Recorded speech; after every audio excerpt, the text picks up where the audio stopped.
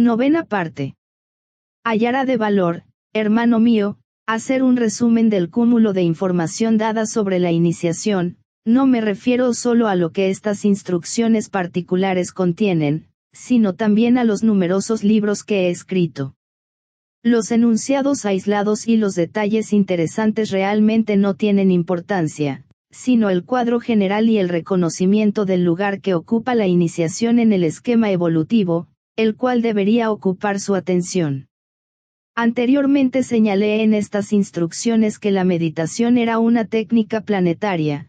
También puede considerarse que la iniciación indica las sucesivas culminaciones planetarias que marcan, por ejemplo, el nacimiento de cada uno de los reinos de la naturaleza. La iniciación es, por excelencia, una serie de pasos o despertares graduados que permiten al ser humano convertirse oportunamente en un miembro o punto de luz, en el reino de Dios. Cuando un número suficiente de miembros del cuarto reino hayan pasado por el proceso de la iniciación, técnicamente entendido, entonces el quinto reino se manifestará exotéricamente. Se acerca rápidamente el momento de aplicar el método que convertirá a este reino, hasta ahora subjetivo, en una entidad real, y la prueba de ello la tenemos, por primera vez en la historia, en la iniciación grupal, la cual puede recibirse ahora. Y para ello la jerarquía está trabajando actualmente, en lo que a aspirantes y discípulos concierne. Sé muy bien que les resulta difícil comprender el problema de la iniciación grupal. Lógicamente surgirán muchas preguntas.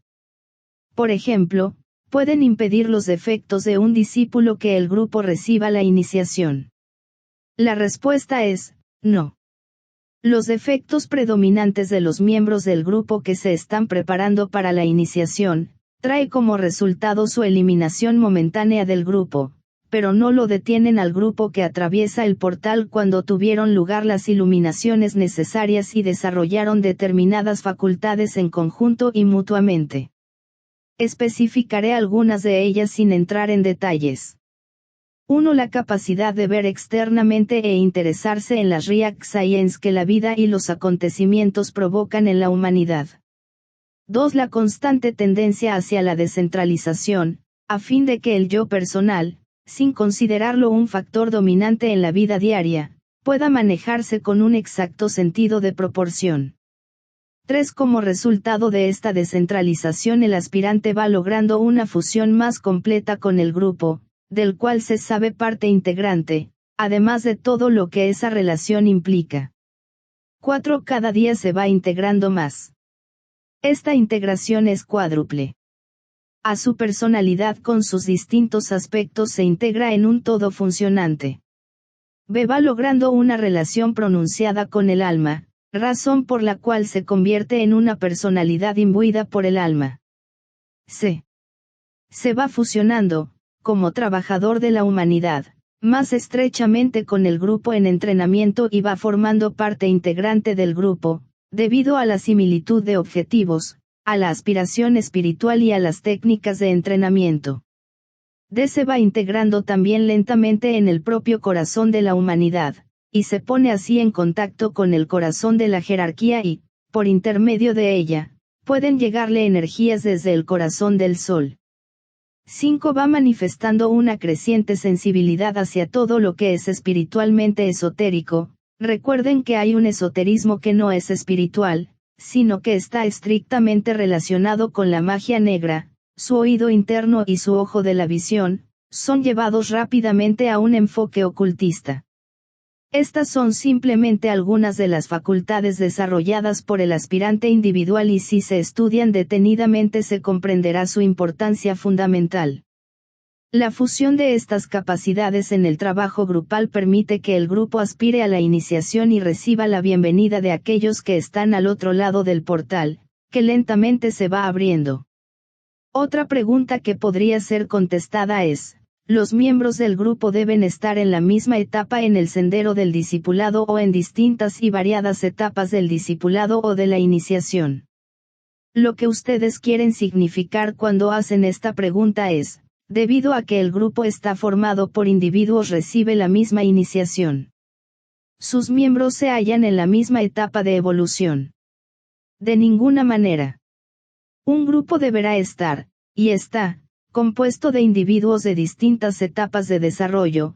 Algunos pueden estar preparándose para recibir la segunda iniciación, otros quizás se entrenan para la tercera y unos pocos ya están preparados para recibir la cuarta o la quinta iniciación.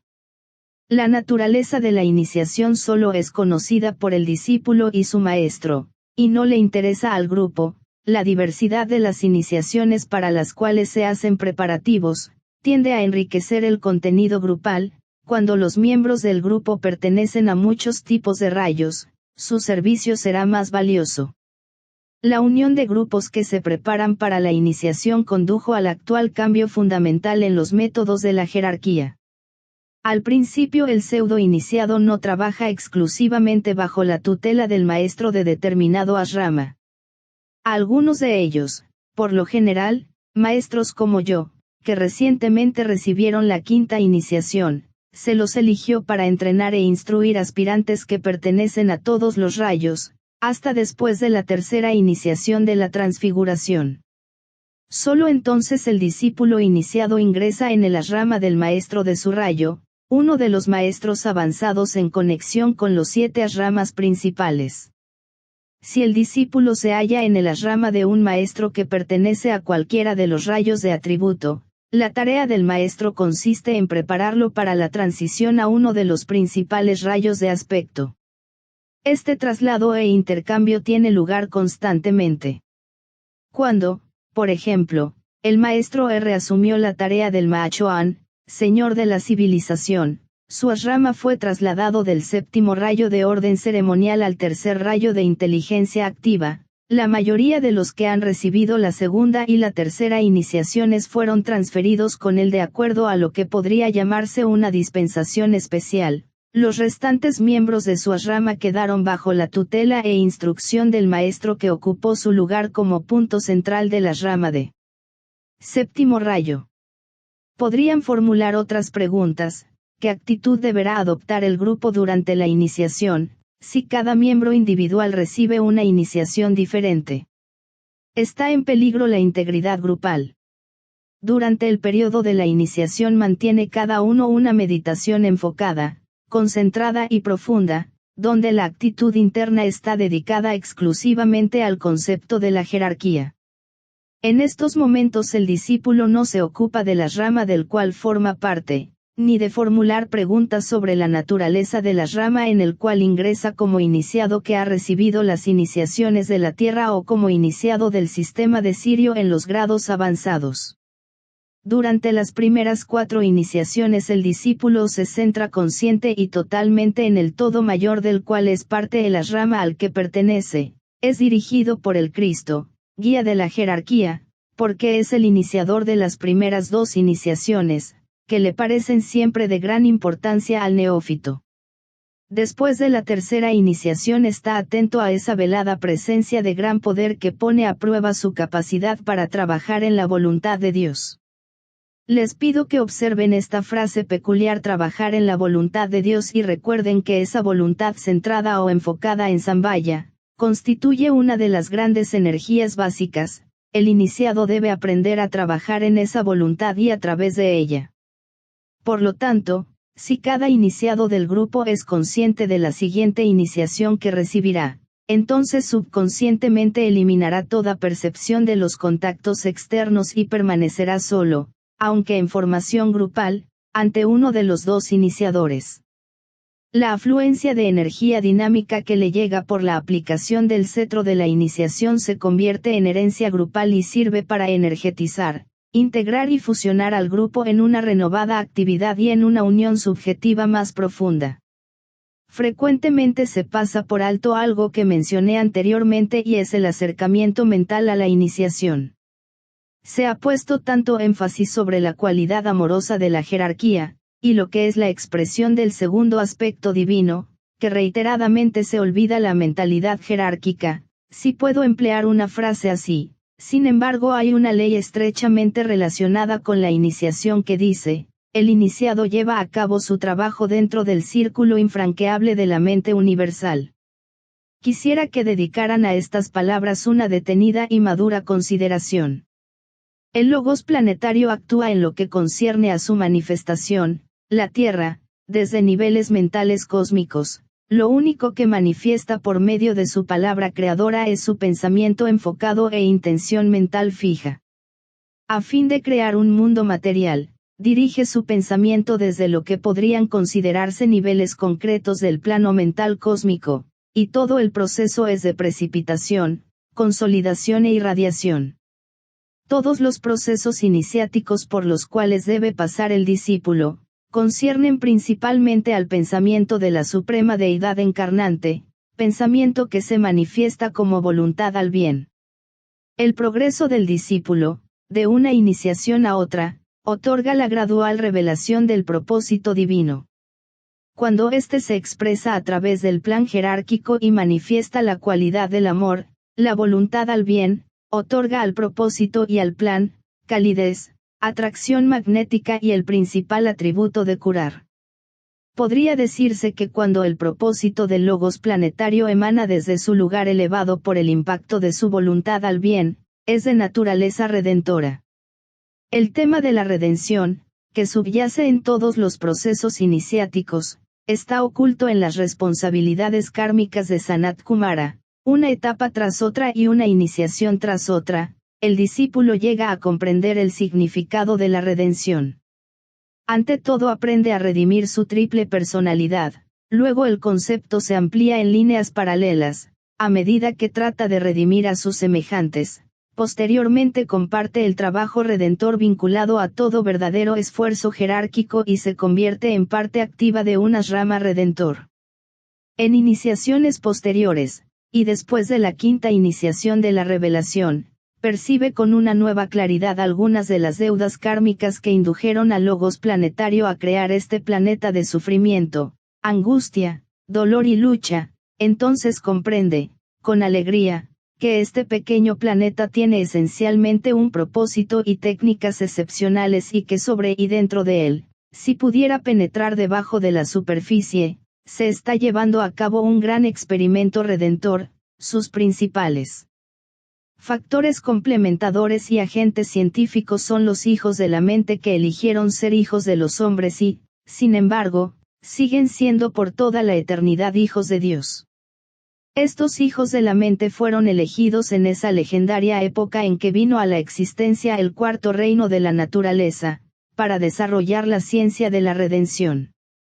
Hay una significación verdaderamente histórica y espiritualmente esotérica en las palabras del Nuevo Testamento, de que toda la creación gime a una, y a una está con dolores de parto hasta ahora, aguardando la manifestación de los hijos de Dios. San Pablo se refiere en ella al propósito planetario y a la insistente decisión de los hijos de Dios, de que oportunamente a medida que rediman la sustancia, la materia y la forma, probando así la posibilidad de esa redención por medio de sus propias personalidades transfiguradas, su recompensa podría ser la manifestación eventual como expresión de la divinidad. Con ese propósito y ese objetivo en vista, instituyeron el gran proceso evolutivo de la iniciación, estableciendo continuidad de revelación e iluminación. En realidad, el lapso en que se recibe la iniciación final, es simplemente la culminante y triunfal demostración de la comprensión y el propósito de todas las experiencias pasadas, el cumplimiento, por el iniciador 1, de la primera promesa hecha a los hijos de la mente, cuando originalmente comenzaron su trabajo redentor, y que consiste en una repentina y luminosa glorificación individual y su fusión con la gloria del todo durante la iniciación. Estas ideas quizás les proporcionen un nuevo punto de vista sobre la iniciación y si reflexionan y piensan correctamente los ayudará a penetrar algo en la mente de Dios, permitiéndoles, por lo menos, introducirse en esa zona prometida de la cual depende toda esperanza espiritual, expectativa e intención dinámica que subyace en el proceso evolutivo. Las aulas de la iniciación, hablando nuevamente en símbolos, donde el iniciado demuestra cualidad redentora, constituyen la verdadera tierra prometida. La historia del pueblo judío está basada en el reconocimiento de esta verdad fundamental, sin embargo la distorsionaron por la posesividad individual y racial, debido al profundo egoísmo materialista de la raza. distorsionaron la esperanza eterna, esperanza de todos los hijos de la mente, en forma material y racial y la convirtieron en un objetivo puramente material, el objetivo territorial. A su vez, todo esto está basado en la arrogancia, el carácter agresivo y la carencia de una verdadera perspectiva, características fundamentales del pueblo judío, a pesar de las numerosas excepciones. La zona prometida donde el pensamiento divino se proyecta, dirige y se mantiene fiel al impulso originante del logos planetario, se halla en los niveles cósmicos, y allí permanece inmutable.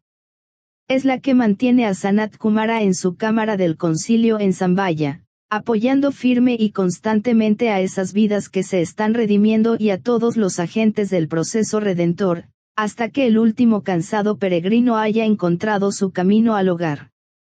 Dichos agentes son los hijos de los hombres que cada uno y todos demostrarán oportunamente, dentro de los atrios del cielo y en el lugar de la iniciación, la naturaleza de su elevada vocación, probarán a todos los que pueden captar la significación de esa demostración, que solo expresan plena y nuevamente lo que fueron siempre.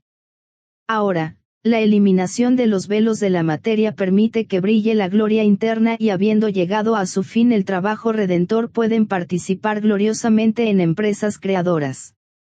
Cito aquí palabras que Cristo pronunció, en una iniciación que tuvo lugar hace poco, cuando dirigió la palabra a un grupo de nuevos iniciados. Las insinuaciones. Ahora consideraremos las insinuaciones que he hecho. Son 7 y ya traté 2, que son.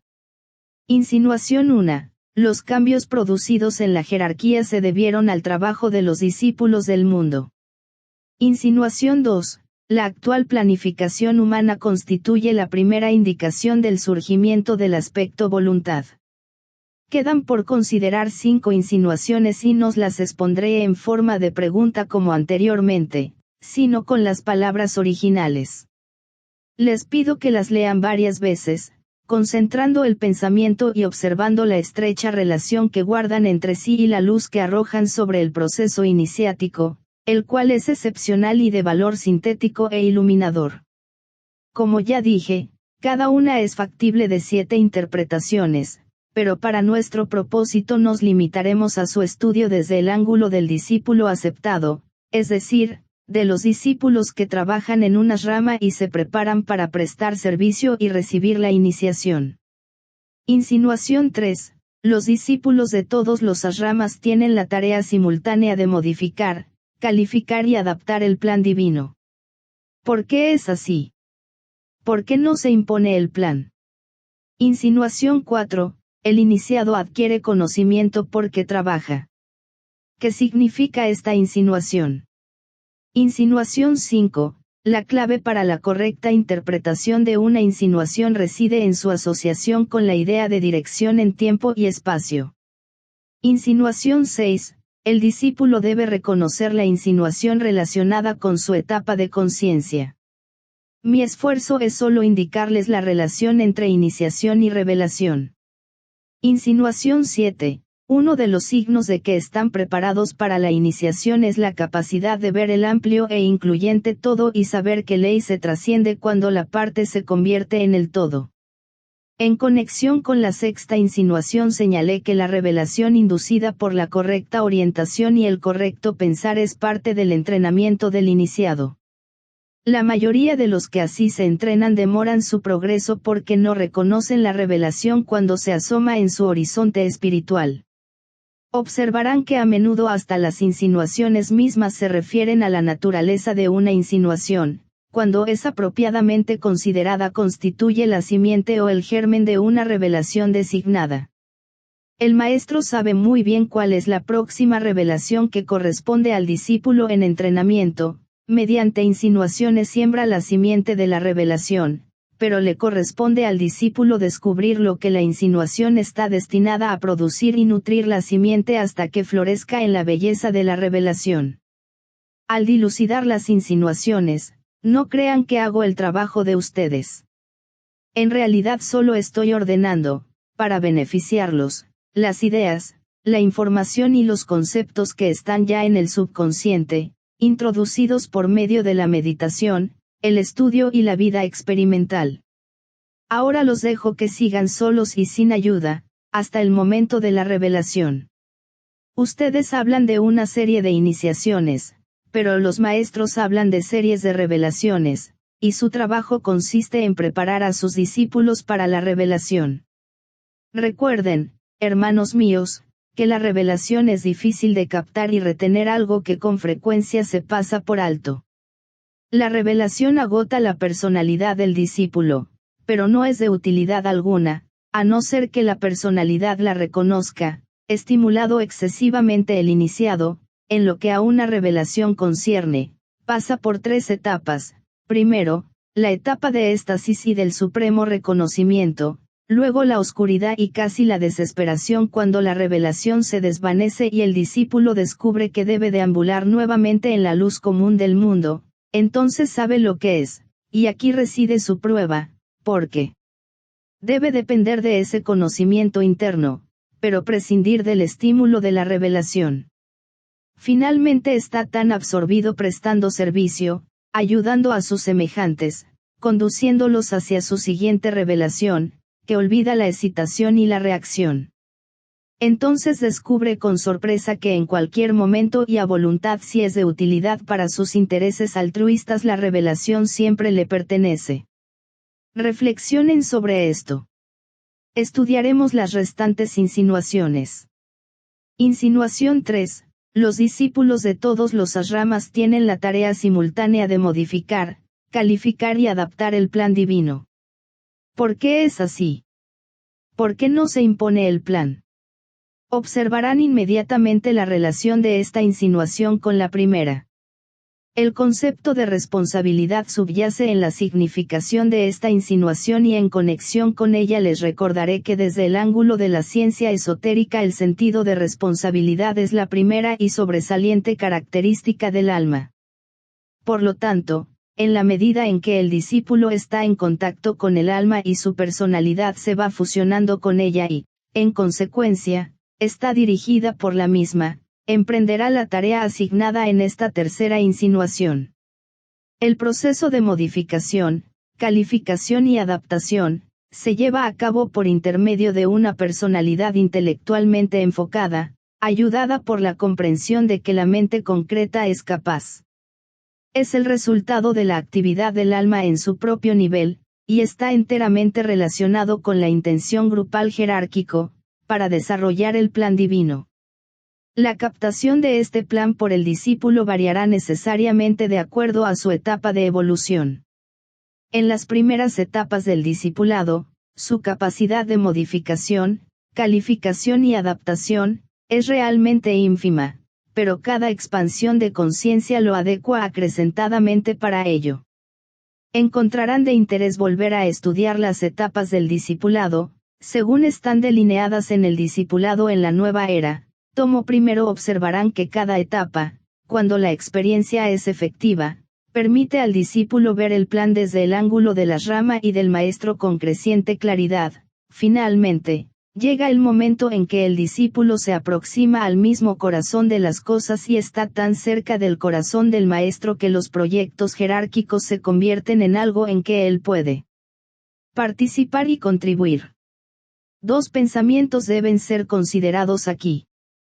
Primero, deberá comprenderse que el discípulo, de acuerdo a la ley, tiene que dominar ante todo la técnica de la contemporización espiritual, y segundo que las 3 palabras, modificación, calificación y adaptación, se refieren definidamente a los 3 mundos en el cual el plan debe manifestarse. Existen 2 tipos de contemporizaciones, hermano mío. 1. En que se establece el equilibrio por conveniencia y por lo general en bien de lo menos deseable, lo más materialista y lo más fácil, y otro, el que impele a la decisión, y la decisión está siempre involucrada en el desarrollo del plan, hacia aquello que concierne a los valores espirituales y que dará oportunamente lugar al mayor bien para el mayor número. El discípulo debe aprender el arte de contemporizar, pues poco se gana imponiendo los valores espirituales. La contemporización que el discípulo impone debe ser entre el reconocimiento de la etapa alcanzada por la humanidad común, y los aspectos inmediatos del plan que los maestros creen que deben ser presentados a todos y reconocidos por todos. El valor que tiene para el asrama un discípulo entrenado y activo, reside en la capacidad de ver conjuntamente con el asrama la necesaria actividad y la técnica y el método de crear otro desarrollo dentro del plan eterno, a lo cual debe añadirse la comprensión del discípulo sobre la civilización y cultura de las cuales forma parte, más la comprensión del campo donde reside su esfuerzo.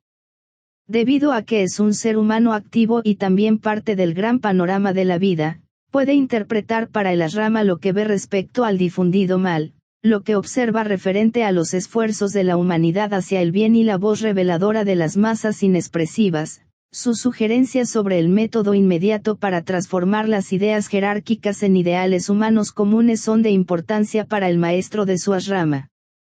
En este aspecto del trabajo jerárquico, su valor reside en que no es un maestro, está lógicamente en más estrecho contacto con la vida diaria de los seres humanos comunes y en que el campo de sus actividades son las personalidades, mientras que los maestros y los iniciados avanzados trabajan con las almas. Cuando un discípulo posee una personalidad realmente fusionada con el alma, puede ser de valiosa ayuda para el maestro. Debe señalarse que hay tres tipos de trabajadores jerárquicos. 1. Las almas, es decir, esos iniciados que han recibido la cuarta iniciación de la renunciación, cuyo cuerpo del alma, el cuerpo causal, fue destruido. Ellos son los custodios del plan. 2. Las personalidades fusionadas con el alma, esos discípulos e iniciados que recibieron las primeras tres iniciaciones, por cuyo intermedio las almas llevan a cabo el trabajo del plan. 3. Los aspirantes inteligentes que no son todavía personalidades fusionadas con el alma, pero que reconocen la necesidad del plan y buscan el bienestar de sus semejantes. El grupo más elevado formula el plan, el segundo grupo modifica, califica y adapta el plan a los requisitos humanos contemporáneos, asegurando de esta manera la continuidad gradual y firme del plan. El tercer grupo son los agentes que llevan este plan al género humano y tratan de hacerlo factible, guiados por la contemporización espiritual, contemporización evidenciada por el segundo grupo. Los discípulos son los agentes principales a medida que captan el plan y se van informando espiritualmente sobre los pasos que deben dar para modificar el plan en el nivel mental, a fin de que sea aceptado por la humanidad en forma inteligente y progresiva, pero no impuesto dinámicamente, con los consiguientes y desastrosos efectos. Aceptan la responsabilidad para la contemporización necesaria, porque esa es su responsabilidad y no la de los maestros. Los diferentes aspectos del plan como les es presentado en el asrama son entonces modificados y reordenados, de manera que el plan se convierte en una serie de pasos consecutivos y no es el impacto violento de una idea incomprendida. Podría decirse que la contemporización espiritual del discípulo, que trabaja en el plan, transforma la idea básica, por medio de la modificación mental, en un ideal aceptable. Cuando el proceso de modificación se ha completado, la idea en la forma de ideal desciende al plano astral, el plano de las emociones. Allí se colora con la cualidad que el discípulo activo cree que será de mayor atracción para las masas humanas con las que puede estar trabajando y, principalmente, con los intelectuales que tienen aspiraciones. Actualmente dos cualidades matizan el ideal de la civilización verdadera, para la cual todos los discípulos trabajan, la libertad y la seguridad espiritual. Esto es verdad, aunque el hombre que habla en términos de seguridad omite la palabra espiritual. Sin embargo, siempre la busca. Después, el ideal debidamente modificado y calificado, es presentado al mundo de los hombres en el plano físico, donde es adaptado a los diferentes campos del pensamiento, a los distintos tipos de conciencia y a las naciones y grupos con los cuales trabaja el nuevo grupo de servidores del mundo. Este triángulo de trabajadores está rodeado por el mundo de las almas y de los hombres, su ápice llega a los niveles más altos de la jerarquía, Su segundo punto está arraigado en el nuevo grupo de servidores del mundo, su punto más bajo penetra en las masas humanas. Por lo tanto hay una línea recta de descenso espiritual desde los maestros a las filas de los hombres y en el nuevo grupo de servidores del mundo se lleva a cabo la tarea de modificación, calificación y adaptación. A menudo se cometen errores, porque este triple trabajo depende de la clara visión y el juicio equilibrado, pero a despecho de todo, el trabajo sigue adelante y, a la larga, aquello que es la idea divina emerge como un ideal aceptado y, a su debido tiempo, es el medio para llevar adelante a toda la familia humana por el sendero de la evolución. Insinuación 4.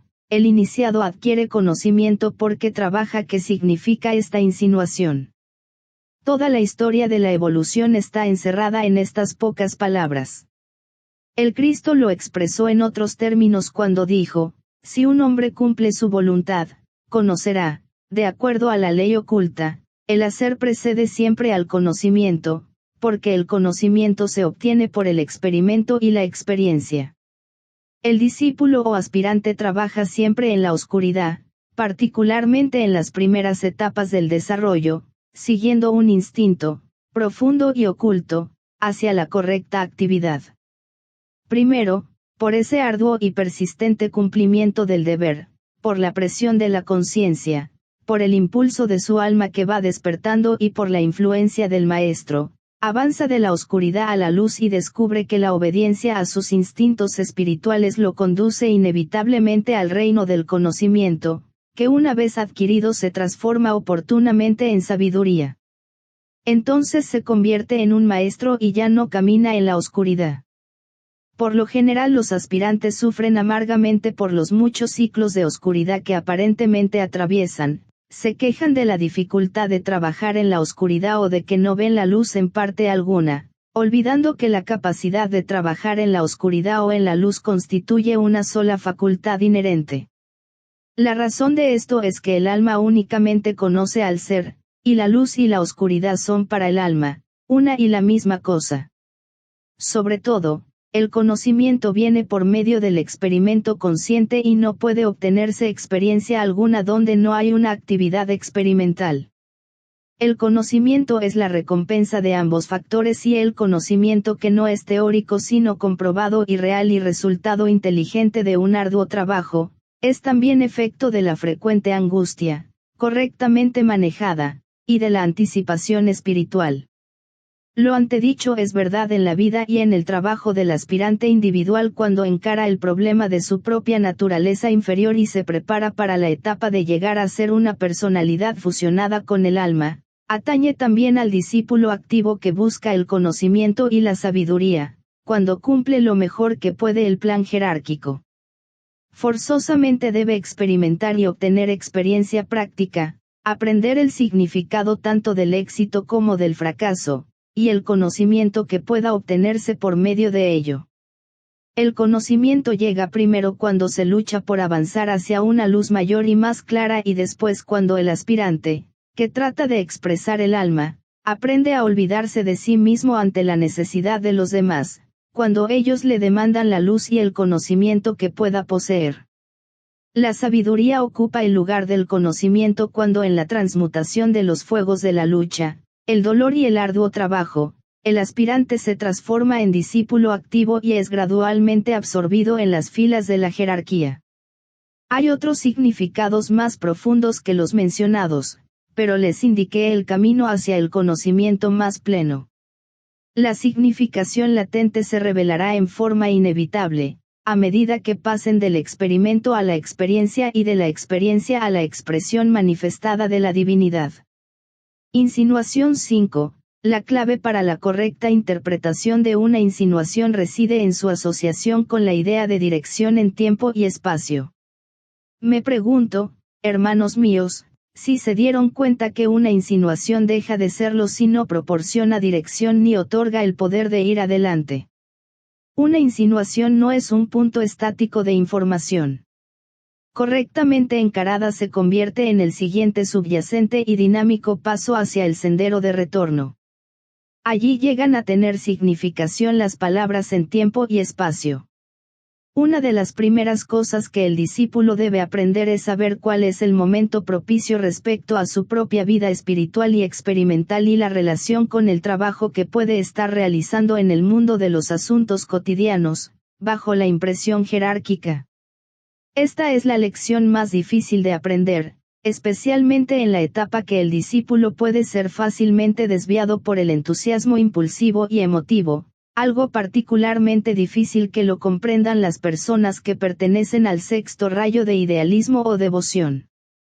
Donde más se equivocan los discípulos durante el noviciado, es en el factor tiempo, lo cual es de esperarse, porque tiempo es una palabra que significa el vivir eventual cotidiano. Quisiera que consideraran la palabra eventual en su doble acepción, con los acontecimientos actuales. El factor tiempo es solo una sucesión de acontecimientos registrados por la conciencia del cerebro físico, que tiende a producir un efecto excesivo y demasiado poderoso sobre el discípulo. Sin embargo, una vez que puede pensar en los acontecimientos como aspectos del tiempo, no solo comienza a desarrollar la necesaria continuidad de conciencia, sino también un sentido de proporción que tiene un efecto estabilizador y sensato. Los estudiantes harían bien en emplear las palabras dirección en tiempo y espacio como pensamiento simiente en la meditación. La recompensa será grande. Es conveniente recordar que el espacio es una entidad según expresión de HPB. Cuando definió de esta manera el espacio hizo una de las más importantes insinuaciones a la humanidad. Conocer la existencia de esta entidad conduce al reconocimiento práctico del aforismo de que en él vivimos, nos movemos y tenemos nuestro ser, que explica la necesidad de la enseñanza esotérica sobre los centros planetarios y los planos, como estados de conciencia. El discípulo comienza entonces a estudiarse a sí mismo en relación con esta entidad omniabarcante, a cerciorarse de la dirección de donde llegan las diferentes energías, que dan poder a su vida y motivan sus acciones, y se va familiarizando gradualmente sobre la ubicación de estas usinas de poder y radiantes centros de luz que creados por el Divino Hacedor son fuentes de vida y origen de la luz y del conocimiento, según expresiones de los antiguos archivos, que trato de traducirles a veces. Dirección. Tiempo. Espacio. Con estos conceptos en la mente, la información ocultista comienza a asumir una nueva y profunda importancia esotérica, que el discípulo, y para ellos escribo, puede estudiar de dos maneras. Uno como dirección en tiempo y espacio, desde donde la energía motivadora y el amor iluminador pueden hacer impacto en el discípulo receptivo. 2 como dirección, también en tiempo y espacio, en que deben ir las energías manipuladas por el discípulo, cuando aprende a colaborar y llevar a cabo el plan jerárquico. Este es el aspecto positivo de estas palabras, no el negativo. El discípulo se mueve siempre en un mundo de energías que hacen impacto sobre él desde muchas variadas direcciones. Tiene que saber qué energías debe rechazar y cuáles recibir. Todas estas energías se mueven en el espacio y son en realidad el aspecto vida de la entidad espacio. A todas las determina el factor tiempo con el cual el discípulo debe familiarizarse. Por otra parte, a veces se invierte el proceso. El discípulo aprende a utilizar energías localizadas y descubiertas por él en el espacio dentro de un tiempo establecido, luego las dirige con certeza, vía el centro ajna, al trabajo y al grupo que está influido jerárquicamente, mediante el propio esfuerzo inmediato. Reflexionen sobre esto, porque estas palabras ocultan mucha iluminación. Las dos insinuaciones restantes serán abordadas en mi próxima comunicación, pues allí terminará lo impartido sobre las insinuaciones. La enseñanza sobre las fórmulas concluyó en una instrucción anterior, porque ya di lo suficiente sobre estas fórmulas abstrusas, como para cumplir los propósitos de la instrucción durante el ciclo venidero. Puntos de revelación.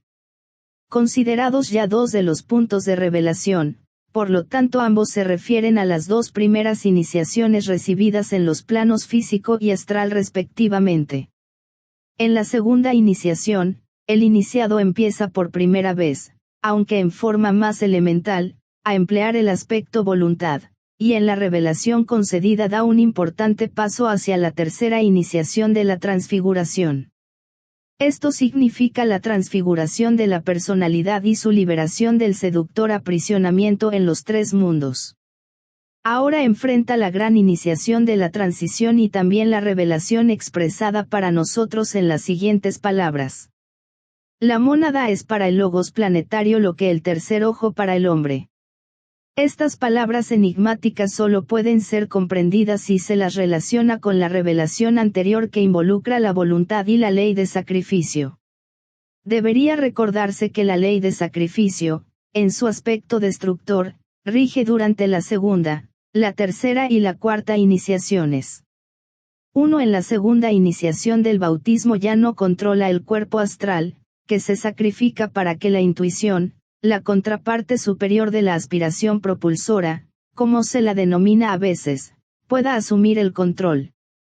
2. En la tercera iniciación de la transfiguración ya no controla la personalidad en los tres mundos, para que el hilo de la mente, el alma, pueda sustituir finalmente a la mente inferior concreta, que hasta ahora dirigía. Nuevamente, por medio de la ley del sacrificio, la personalidad es liberada y se convierte sencillamente en agente del alma. 3. En la cuarta iniciación de la renunciación el aspecto destructor de la ley de sacrificio, produce la destrucción del cuerpo causal, el cuerpo del alma, para que la personalidad unificada y fusionada con el alma pueda actuar directamente inspirada por la tríada espiritual, la triple expresión o instrumento de la mónada. La significación de estos episodios destructivos que producen la liberación del prisionero del planeta, es decir, el divino hombre espiritual, reside en el hecho de que, después de la cuarta iniciación, la luz del propósito es el único factor controlador en la carrera del iniciado, entonces entra en una etapa en que se acerca más firmemente al centro donde la voluntad de Dios es conocida. En la tercera iniciación se le otorga una revelación elemental del propósito divino, en ese momento únicamente se le revela la primera etapa de ese misterioso propósito omniabarcante, las restantes 6 iniciaciones revelan progresivamente, al Maestro, el propósito omniabarcante. He dicho anteriormente que 3 palabras deberían ser consideradas en relación con los puntos de revelación: procedimiento, ubicación, objetivo. Los 3 son de valor aquí al considerar la naturaleza de la revelación inminente. El reconocimiento de estos puntos de revelación se dividen automáticamente en 2 procedimientos principales o procesos planificados. Uno, el que se lleva a cabo por el impulso de la ley de sacrificio que destruye todos los impedimentos y remueve todos los obstáculos individuales, liberando así al iniciado en ese vórtice de fuerza donde aprende el método de manejar la analogía planetaria de lo que él, individualmente, ha vencido. Estas palabras deberían ser cuidadosamente estudiadas en relación con la segunda, la tercera y la cuarta iniciaciones. 2. El que se realiza en las restantes 5 iniciaciones. En tales procesos iniciáticos el iniciado es absorbido espiritualmente en el círculo y en el ciclo de la mente universal, entonces el iniciado es ascendido y liberado en el campo planetario del esfuerzo, donde debe emplear la voluntad, según lo indica la mónada. De lo que antecede pueden ver que toda esta abstrusa enseñanza avanzada debe necesariamente permanecer velada y protegida, a fin de salvaguardar y proteger al iniciado.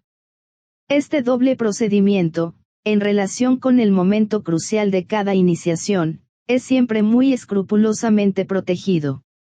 Lo que debe y deberá ser siempre protegido es ese momento en que el iniciado, al permanecer en el punto dentro del triángulo y no del cuadrado, percibe, en un destello instantáneo, el gran proceso alineador que lo llevará desde el punto inmediato de revelación a la gloria final.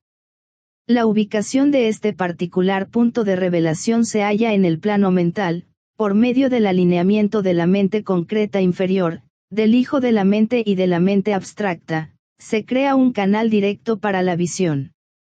El medio de revelación en esta iniciación es el antakarana, que rápidamente se va construyendo y puede llegar a ser el eslabón vinculador y el método esotérico de la visión. El instrumento de recepción es el tercer ojo, que por un momento suspende temporariamente su tarea de dirigir la energía en el plano físico y luego se convierte en un órgano receptivo estacionario, dirigido hacia adentro, mirando la luz superior. Por lo tanto, está involucrado el centro coronario, y tiene lugar un alineamiento secundario entre el centro ajna, el centro coronario y el cuerpo del alma. Todo esto se lleva a cabo en un elevado punto durante la tercera iniciación. Por primera vez en la historia personal del iniciado está completamente alineado y puede actuar directamente desde el centro coronario hasta el punto más elevado de la tríada espiritual.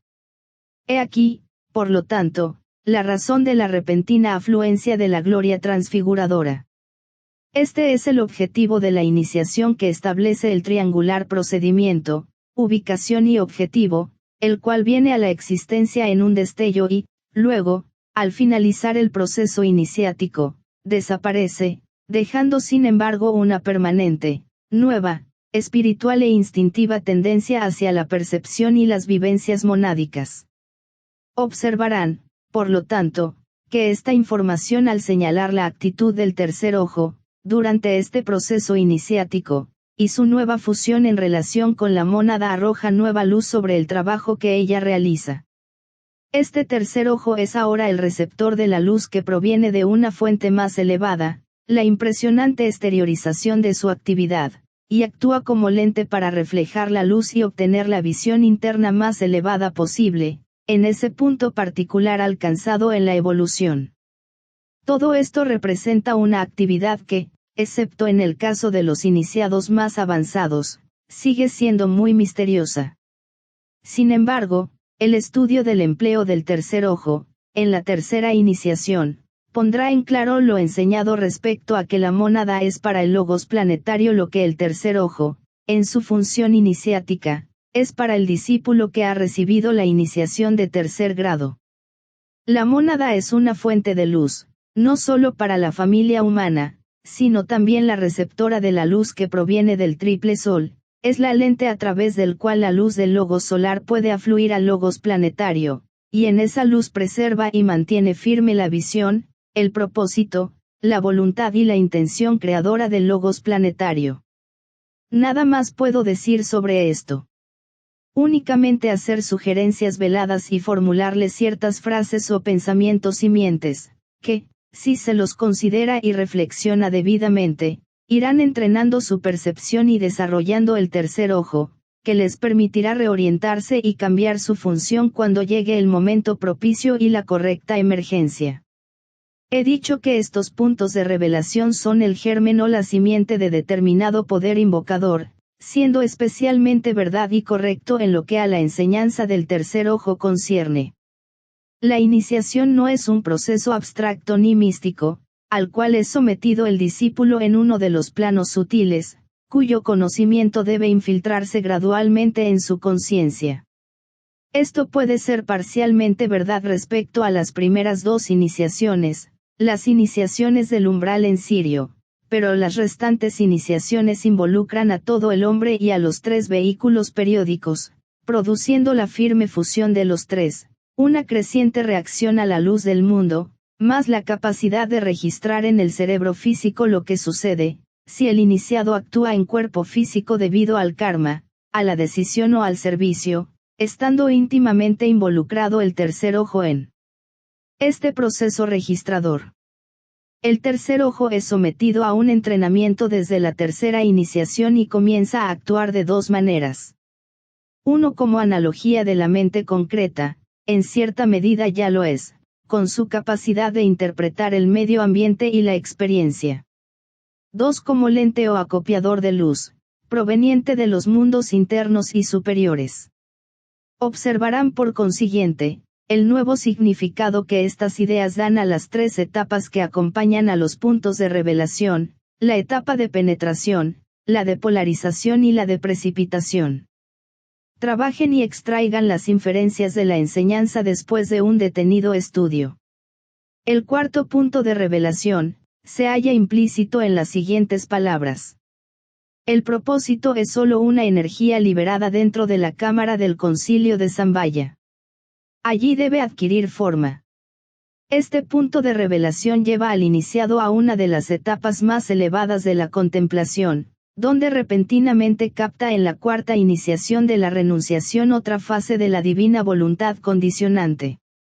Comienza a reconocer e interpretar, aunque de manera elemental, comparado con lo que reconocerá en la novena iniciación, el aspecto destructor de la voluntad, que se expresa por medio de la ley de sacrificio. Ahora, por primera vez, como resultado de la destrucción, comenzará a captar el esencial aspecto constructor de la misma voluntad y a apreciar la función futura que le corresponde como constructor creador. Les recordaré que la construcción que debe llevarse a cabo no es la que caracteriza al segundo aspecto divino, el de amor-sabiduría, sino que está exclusivamente vinculada con la del primer aspecto, propósito, poder o voluntad. Tiene que ver con los procesos que preceden a la efectiva construcción creadora, y con los anteproyectos, si puedo emplear esta palabra, confinados en Zambaya, donde los elevados seres espirituales deben forjar sus planes. Este proceso es distinto del de la construcción creadora y está relacionado con una misteriosa tarea, llevada a cabo de acuerdo a la ley de asamblea. La energía aplicada, con la cual el iniciado hace su primer y momentáneo contacto, es empleada por el logos planetario cuando acopia en su círculo infranqueable la sustancia extraplanetaria que debe ser utilizada progresivamente cuando el mundo del ser y de las formas progresa de acuerdo a la ley de evolución. Debe recordarse, por ejemplo, que en la actualidad las formas planetarias están compuestas de una sustancia muy superior a la de los días primitivos, y también que un gran proceso de eliminación se lleva a cabo constantemente con otro proceso paralelo de sustitución. Aquello que ya no sirve al propósito del logos planetario es rechazado y expulsado esotéricamente y reemplazado por aquello que estará a la altura del propósito del Padre. Este concepto ha sido tergiversado y distorsionado por la enseñanza cristiana sobre la expiación vicaria, que deriva de una básica confusión entre la ley de sacrificio y la ley de asamblea y tuvo lugar cuando el conocimiento de la naturaleza del Padre constituía un gran misterio, el proceso de interpretarlos en términos del primero y más elevado aspecto de la Trinidad esencial, totalmente desconocido por el hombre, en vez de hacerlo en términos del segundo aspecto, el aspecto constructor. Magnético del amor. Estamos, si solo pudieran comprenderlo, en proceso de reinterpretar y reordenar lo que puede llamarse la estructura doctrinaria que fundamenta la relación entre conocimiento y sabiduría. Involucra la eliminación de viejos conceptos tales como la Trinidad de la manifestación y la introducción de nuevas y correctas ideas que inevitablemente reemplazarán a las antiguas cuando el iniciado en el sendero tenga que desarrollar el primer aspecto. Por medio de ciertas actividades posteriores, se infiltrará gradualmente en la conciencia de la humanidad y así la nueva religión mundial estará basada en una percepción espiritual más profunda respecto al Padre o aspecto vida, en lugar de la imagen del Hijo o aspecto conciencia, que va cristalizándose rápidamente. Aquí tienen un indicio de la enseñanza que frecuentemente impartí, de que los procesos superiores del desarrollo espiritual deben ceder conscientemente su lugar a una fase de percepción muy superior, que no existen palabras para denominarla. En lo que a la conciencia respecta, hablamos constantemente de iniciación, y para definir este nuevo proceso simultáneo de percepción e interpretación, empleamos la vaga palabra identificación. El proceso por el cual se le permite al iniciado participar durante y después de la cuarta iniciación de la renunciación, que le es presentada en una serie sucesiva de puntos de revelación, es factible porque se somete a la ley de sacrificio, la cual pone a la vez su conciencia en etapas progresivas bajo la influencia de la ley de asamblea. En ninguna de mis instrucciones anteriores me refería a esta ley. El iniciado por medio de la revelación valorada y comprendida puede entonces agregar al trabajo que realiza con el plan y a su técnica de construcción, la capacidad de trabajar con el propósito divino y con esas sustancias, de naturaleza etérica, y energías que compenetran el cuerpo etérico cósmico, los 4 planos superiores de nuestro plano físico cósmico, de acuerdo a la ley que el Padre pone en vigencia y posibilita la actividad constructiva del Hijo, a fin de que esté totalmente de acuerdo con el propósito divino. Otro aspecto de este proceso, puesto de manifiesto por el punto de revelación alcanzado en la cuarta iniciación, reside en que indica la etapa más elevada alcanzada en el proceso de redención, porque las energías liberadas dentro de la cámara del concilio de Zambaya, constituye la sustancia viviente, sucedánea y disponible para el progresista punto de luz. Ese punto de la conciencia divina que podemos llamar, para nuestro propósito, la unidad, el hombre, redime secuencialmente a la sustancia de la cual están hechas todas las formas y trae a la manifestación la contraparte superior de esa sustancia liberada en Zambaya para que la utilice el hombre. Este es un profundo misterio y temo no poder expresar estas ideas con mayor claridad. Sin embargo, de acuerdo a la ley de correspondencia o analogía, el iniciado en forma gradual puede llegar a percibir realmente las significaciones involucradas. Estos puntos de revelación emanan del mundo de las significaciones y no del mundo del significado, redimiendo y liberando así las formas que existen en el mundo de las apariencias. Por lo tanto tenemos en este punto de revelación sugerido, los mismos 3 métodos consecutivos de captación de la verdad contenida en todas las revelaciones. ¿Cuáles son estos métodos? Ante todo debe reconocerse el gran procedimiento que, de acuerdo a la ley de asamblea, será responsable de traer las energías extraplanetarias cuando el segundo aspecto divino lleve a cabo la redención de los mundos, del ser y de la forma. Sobre tal procedimiento nada puedo decirles. Queda aclarado que el lugar o ubicación donde se lleva a cabo la asamblea, es la cámara del concilio de Zambaya. Sin embargo, hermano mío, llamaré la atención sobre el hecho de que Zambaya es simplemente una palabra que da la idea de un vasto punto focal de energías acopiadas y reunidas por el logos planetario, con el fin de crear una manifestación adecuada a su intención en desarrollo y al servicio planetario. El objetivo también es claro, y consiste en reunir aquello que contiene energías redentoras. Así como la ciencia de redención, de acuerdo al plan jerárquico, es la técnica empleada para redimir al mundo de las apariencias. Del mismo modo, en un nivel muy superior, la ley de asamblea produce la ciencia de la energía, proceso redentor, en un sentido que posiblemente no pueden comprender, que influye en la tarea de quienes trabajan para la redención en el mundo de significados. Aquí también pueden ver que todo tiene cabida en las 3 etapas de penetración, polarización y precipitación, porque está relacionado con el acopio de energías redentoras, introducidas en nuestro círculo infranqueable, mediante la actividad de esos seres en Zambaya que pueden penetrar en esferas extraplanetarias y enfocar, dentro de la cámara del concilio de Zambaya, las energías así reunidas. Entonces pueden precipitarlas en el círculo infranqueable de la jerarquía, y traerán como consecuencia el apresuramiento del trabajo redentor y el descenso de las energías desde los niveles más elevados del plano físico cósmico al nivel más bajo de la manifestación físico-densa externa.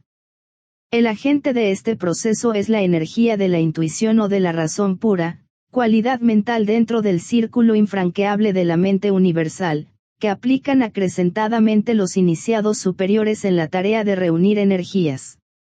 Esta energía percibe la etapa de redención alcanzada en el mundo de las formas, a medida que la jerarquía aplica las energías redentoras y también la cualidad y el grado de actividad que deben poseer las nuevas energías a reunirse. Les llamaré la atención sobre el hecho de que este punto de revelación está relacionado con el plano de la razón pura o con el plano búdico, siendo el más bajo de los niveles etéricos cósmicos, por lo tanto, un plano de transición y expulsión, un nivel desde el cual las nuevas y acopiadas energías son liberadas sobre el mundo de las formas externas. Este proceso fue grandemente facilitado desde que la jerarquía trasladó su ubicación, en 1925 de nuestra era, desde los niveles mentales superiores al plano búdico, posibilitando así la recepción etérica directa e ininterrumpida. Este es uno de los significados de las palabras que leemos en el Nuevo Testamento y que dicen, el velo del templo se rasgó en dos, de arriba a abajo, forma simbólica de expresar la apertura de un canal ininterrumpido, que el Cristo hizo posible como avatar, trabajando en colaboración con el Maestro Jesús y también por la etapa de evolución alcanzada por la humanidad de entonces. El quinto punto de revelación no lo trataremos ahora y lo consideraremos en la próxima instrucción. Es de enorme importancia, porque concierne al aspecto más elevado de la voluntad y abarca la síntesis de las energías de los 5 planos de la evolución humana y superhumana. Esta síntesis precede al trabajo realizado en los 2 planos más elevados del desarrollo divino y se enfoca y expresa plenamente cuando se recibe la 6ª iniciación de la decisión.